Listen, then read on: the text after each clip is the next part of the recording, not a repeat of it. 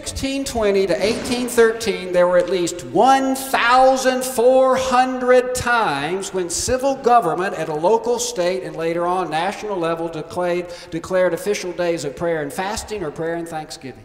Now the separatists had a different view. You know, they said no, the church should be separated as a jurisdiction, which of course does not mean separating God and government, which is impossible to do because God is sovereign over all government. It doesn't mean separating godly principles from those who govern. This you cannot do.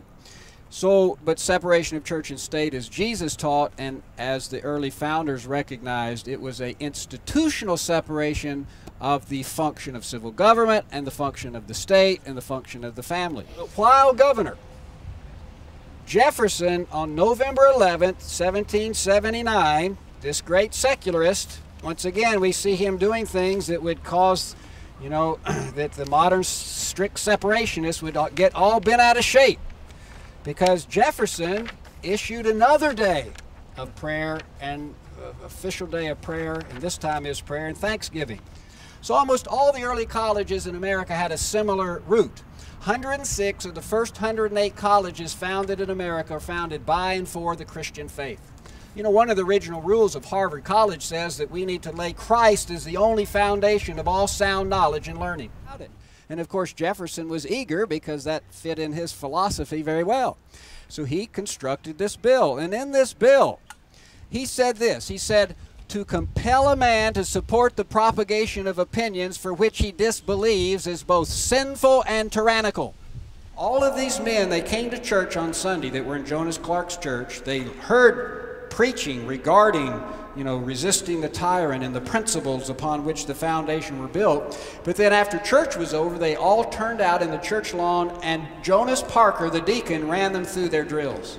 So they ran through their military drills with their guns that they had brought to church. This was part of their training. This was part of the deacon's job. But guess what? God had a whole colony praying. Who would have known on March 22nd, a month before this, when Governor Trumbull selected a day, when are we going to pray? Who would have known but God that we need prayer support? We've got idea support. We got people ready to defend themselves. We need prayer support. Now, when we speak of our founding fathers, there were about 100 different men. Now, how many of those 100 men can you name? These are people who gave to the world a new birth of liberty, a new framework of liberty. As one author wrote concerning the U.S. Constitution, he said that the U.S. Constitution, he said, next to the Holy Bible, the U.S. Constitution is the most precious possession which the world holds or which the future can inherit. This is true because the Constitution is the political expression of Christian ideas.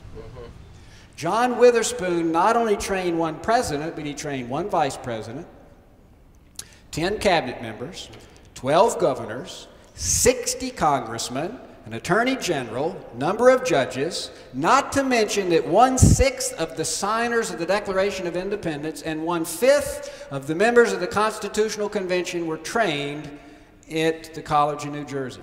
This one minister, John Witherspoon, literally discipled his nation. This is what you ministers should be doing today. Amen.